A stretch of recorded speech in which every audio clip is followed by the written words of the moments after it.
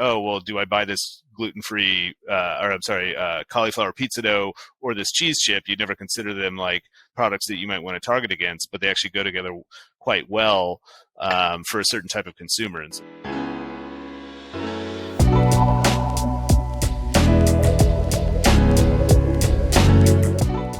I'm Bryce Gracie, host of the ZEE e-commerce podcast, and this podcast is dedicated to boosting your trajectory towards international success through connecting you with e-commerce and Amazon experts, all with something different to offer. Today we spoke with Kanan from Quartile about utilizing AI and how data and using data the right way can change the way that you advertise, as well as utilizing lesser known marketplace techniques in order to enhance your business. But of course, if you want to hear more, stay tuned. Welcome back to another episode of the ZEE e-commerce podcast. We are joined today by someone who knows everything there is to know about advertising on and off Amazon and the best ways to expand your online presence. He has a wealth of knowledge in sales and consulting and now finds himself as Chief Revenue Officer for Quartile, one of the biggest advertising agencies in e-commerce. Welcome to the show, Canaan Schladale-Zink. How are you doing? awesome. Great. Thank you so much for having me, Bryce. To kick us off, can you just tell us a little bit about yourself and about Quartile? Sure thing. So I'm Kanan, and thank you for putting in the weeks of research on how to pronounce my name correctly. I think you nailed it. And I've been in advertising my entire career, which started in the very, very early 2000s, and most of which has been in digital advertising itself. So I did a 2-year stint in TV, and then quickly got on, which at the time was the new shiny thing, digital advertising, and found my way more so onto the technology side. I ran North America and South America for a company called Seismic for many years, which is the largest independent global ad server. It was independent before Amazon acquired it in late 2019, I believe it was. And now I'm here at Quartile, building out what we believe is the strongest e-commerce advertising platform in the world. And so a little bit about what we do, top line, so we're an optimization and bid management platform for all the major e-commerce marketplaces like Amazon and Walmart and Mercado Libre, et cetera, as well as what we consider open web advertising optimization for direct-to-consumer websites and brands. So, kind of all of the different Google advertising products, Meta, TikTok, and then other programmatic offerings like the Trade Desk and MediaMath to help optimize your ad spend direct to consumer, wherever you're selling and wherever they're buying. Okay, fantastic. One thing sparks a question in my mind, and it's basically there's quite a drive now with Mercado Libre, and obviously Walmart is proving quite successful over the last year or two. But is there a difference in advertising for products on those different platforms? And are there different techniques that work for the different marketplaces? Or is it basically the name of the game, driving traffic off of the marketplace onto the marketplace? Well, in some ways they're the same. In some ways they're not, right? And I'd say that when it comes down to the basic principles of search, video, and display, it's all very similar. But what you find though is that Amazon has been doing this for quite a while. Obviously, as a marketplace business or a modern marketplace, they're kind of the originator and the blueprint for which a lot of these companies are building. From an advertising standpoint, though, they've also been doing this much, much longer, right? So when you look at the sophistication and flexibility and dynamic nature of the advertising products within Amazon, they're still very, very far ahead anyone else, right? I think a good kind of easy to understand example is Walmart just recently switched to a second price auction model,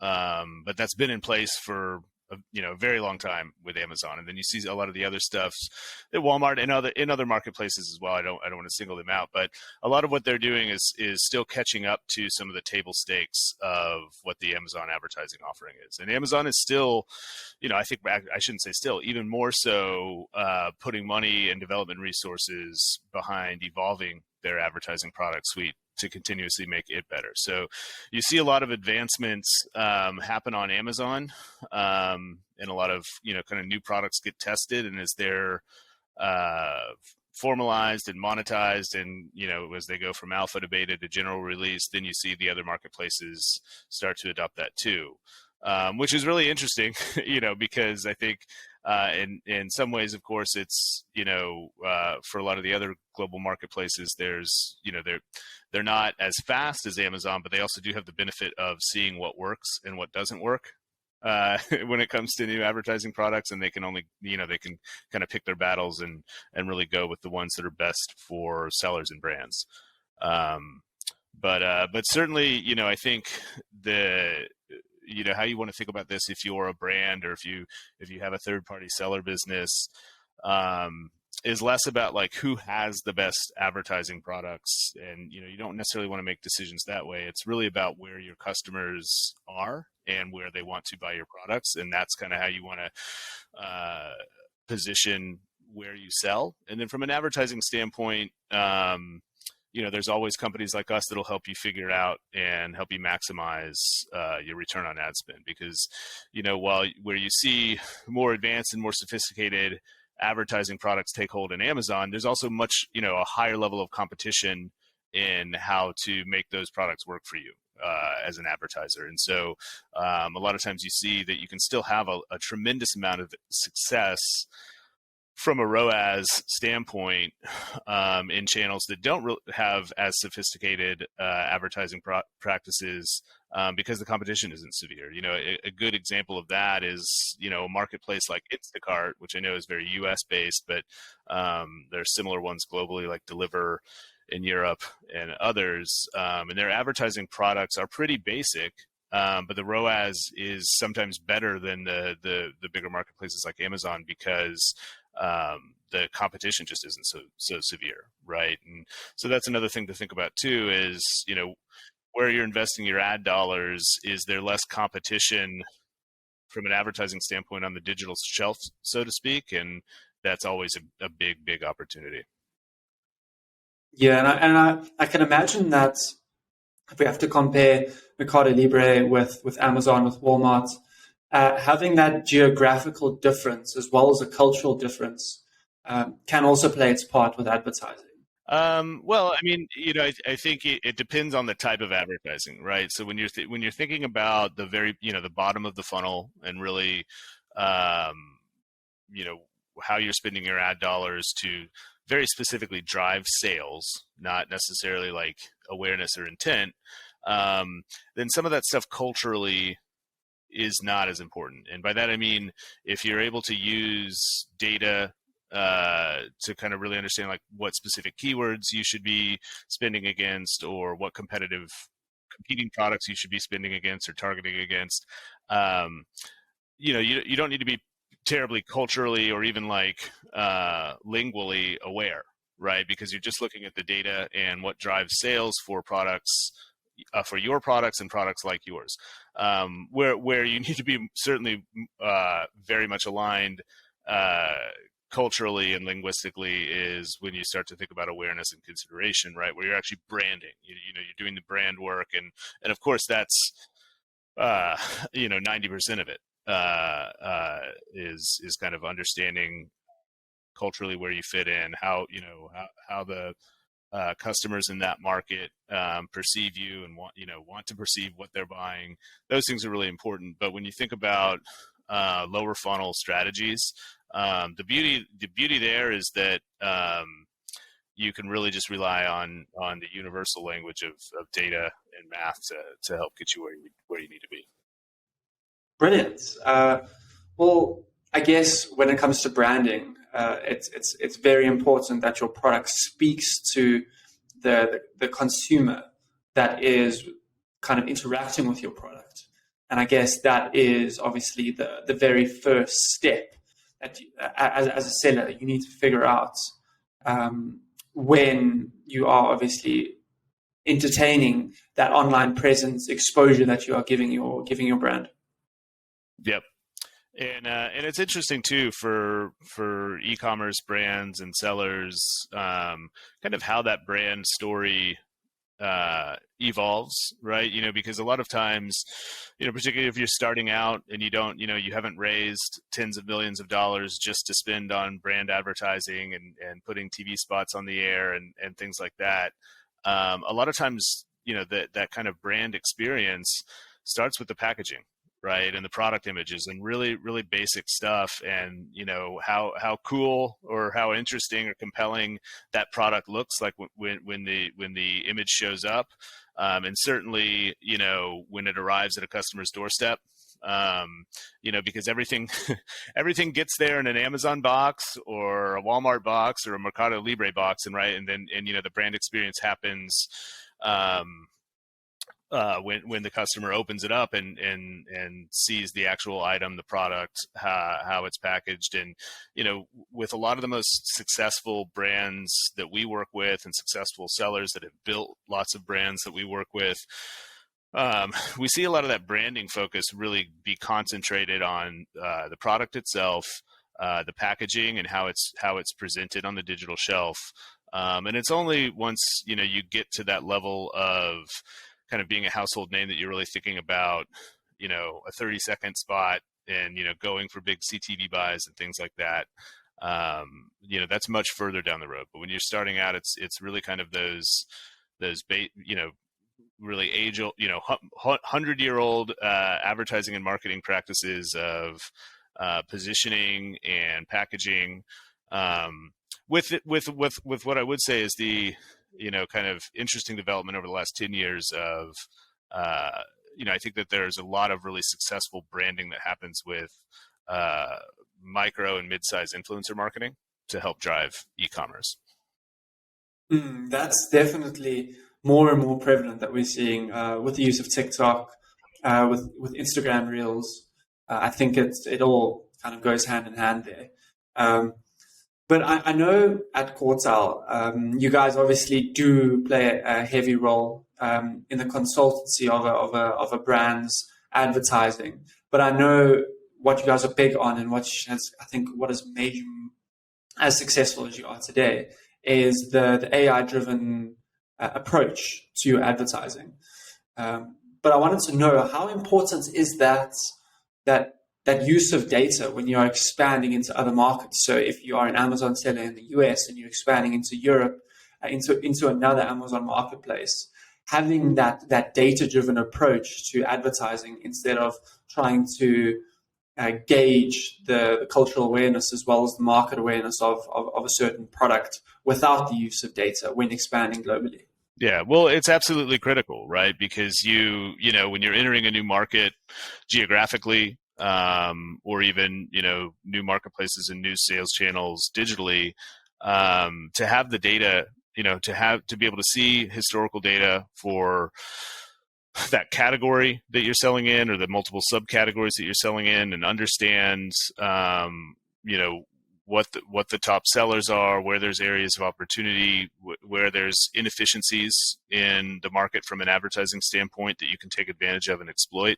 Those things are absolutely critical to be aware of. And we see that a lot, right? Where I think a good example, that we talk about frequently is a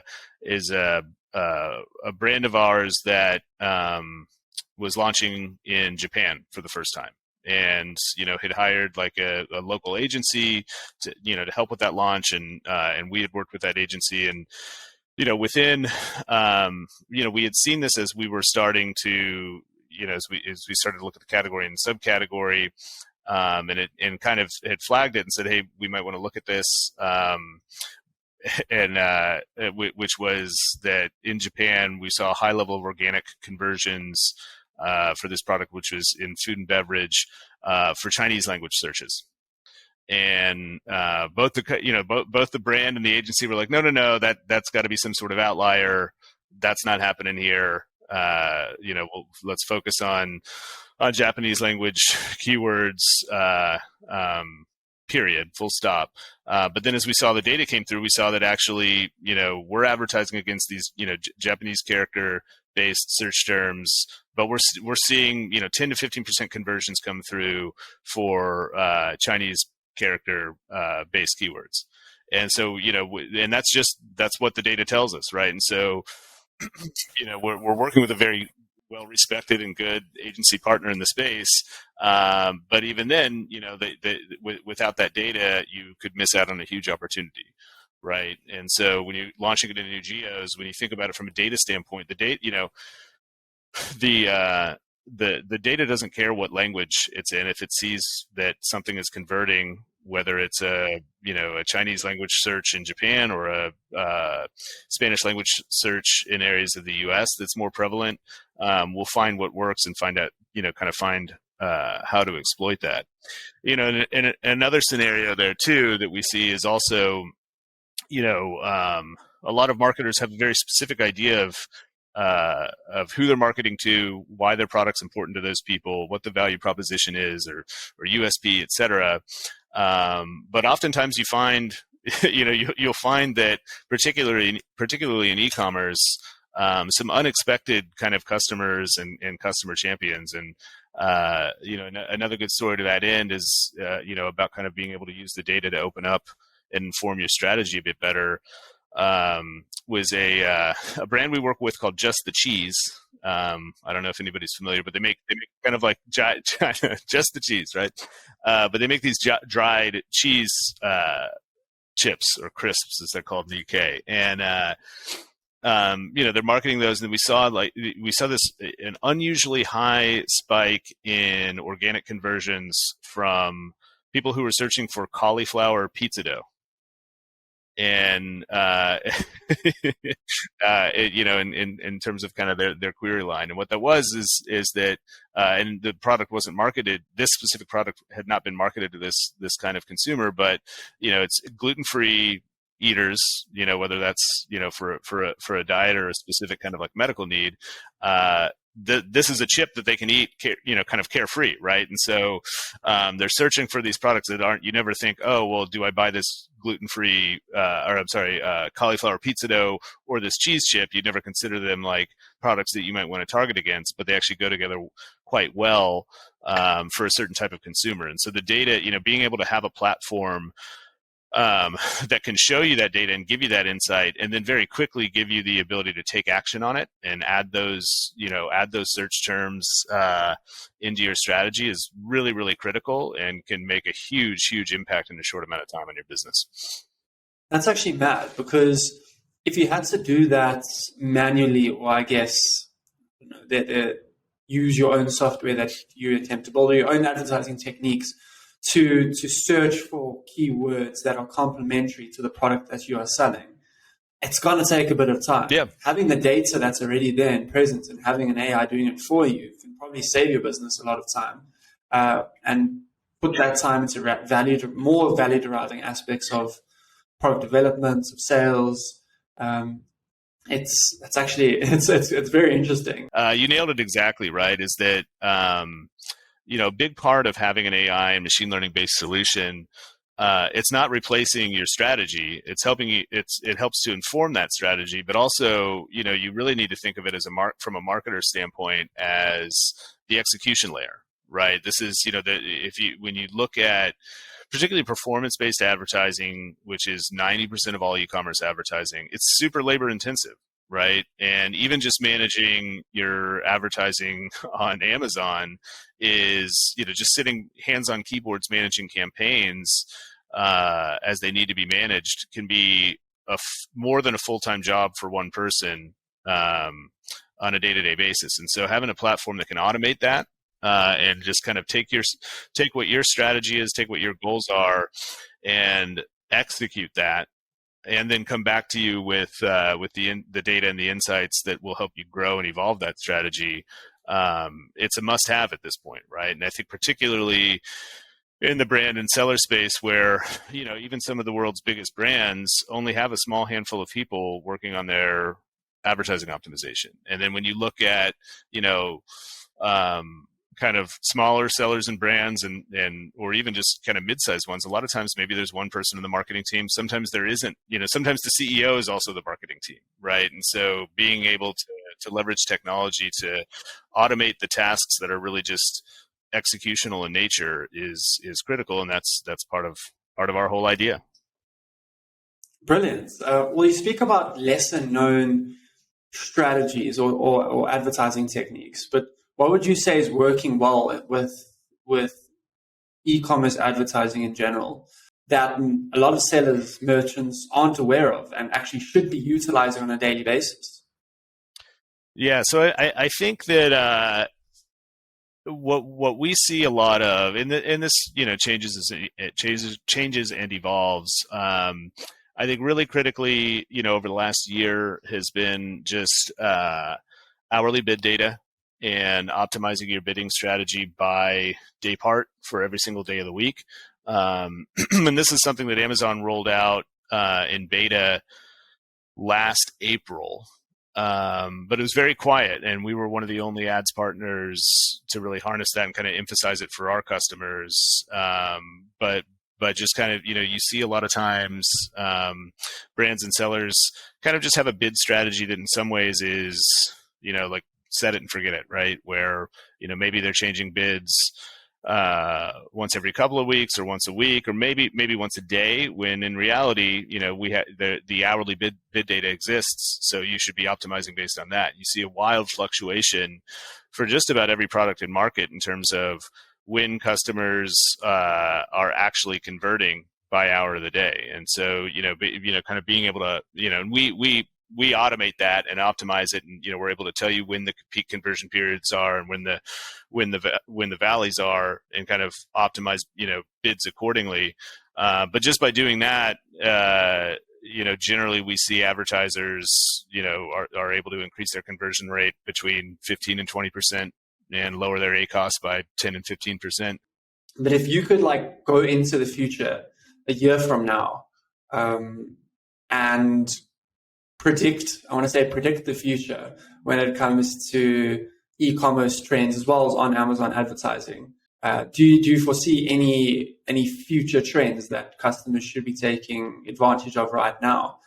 Yeah, well, I mean, I think doing those things that I just spoke about are table stakes, so to speak, or building the foundation for what's coming in the future. I think what we see from an Amazon standpoint is I think you can expect that when it comes to a lot of the capabilities that they have in search from a targeting and data standpoint are going to merge with a lot of the capabilities that they have for display and video through the DSP. And what I'm, think about things like audience targeting and geo-targeting, that are really only available in the DSP, are going to come over into other areas. And I think that I see them working pretty hard to get, you've got kind of varying levels of capabilities and sophistication in these two areas of Amazon advertising. I think that that's going to come together.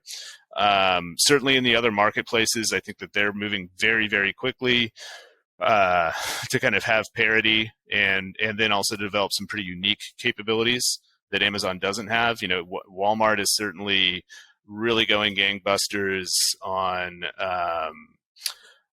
evolving their search experience for sellers and brands, but also I think starting from the basics on the DSP and programmatic side and making that really viable for performance-oriented advertisers, and not kind of being solely focused on the brand experience. And then I think in the direct to consumer arena, outside the marketplaces, we're going to see a lot of really positive developments. I mean, I think we've seen that some of those first salvos in that battle get fired off from Shopify as they rolled out their audiences product this year. I think that I'm very bullish, let's just say, on the adoption of that audiences product by other advertising. Well, exactly right. So I think Google is being really, really smart about looking to partner with Shopify and other kind of merchant infrastructure companies to help build advertising products on top of that, which will be much more effective than if each of those platforms tries to, roll out an ads business by themselves. Brilliant. Well, we are absolutely thrilled to have you on the show. And basically, just having a rep from Quartile is a proper feather in the cap. Thanks for watching the Easy E-commerce podcast. Click here for more episodes and follow us on our socials link below. And of course, don't forget to like and subscribe.